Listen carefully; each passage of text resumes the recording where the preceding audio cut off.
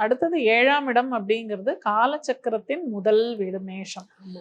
முதல் வீடு அப்படின்னாலே அது தலைமை அப்படிங்கிற மாதிரி ஒரு இது வந்துடும் அதுக்கு.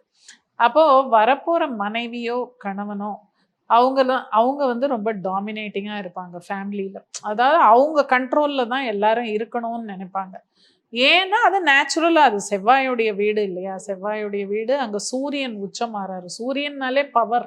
ம். அப்போ அது வந்து நேச்சுரலா அந்த மனைவியோ கணவனோ அவங்களுக்கு வந்து ஒரு டாமினேட்டிங் கேரக்டர். அவங்க சொல்றது தான் அந்த குடும்பத்திலேயே எல்லாரும் கேட்கணுங்கிற மாதிரி ஒரு நிர்பந்தம் இருக்கும்.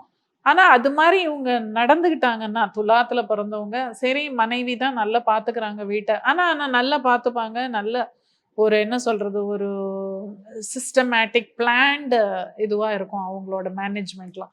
அவங்க கிட்ட குடுத்துடணும் பொறுப்ப. அவங்க நல்லா பார்த்துப்பாங்க. அது முடியாது, நான் தான் பண்ணுவேன் அப்படின்னு அந்த இடத்துல மல்லு கட்டாம குடுத்துடணும் பொறுப்ப. குடுத்துட்டாங்கன்னா, அவங்க நல்ல சிறப்பா நடத்தி கொண்டு போயிடுவாங்க. அது ஒரு நல்ல அமைப்பு தான் அங்க.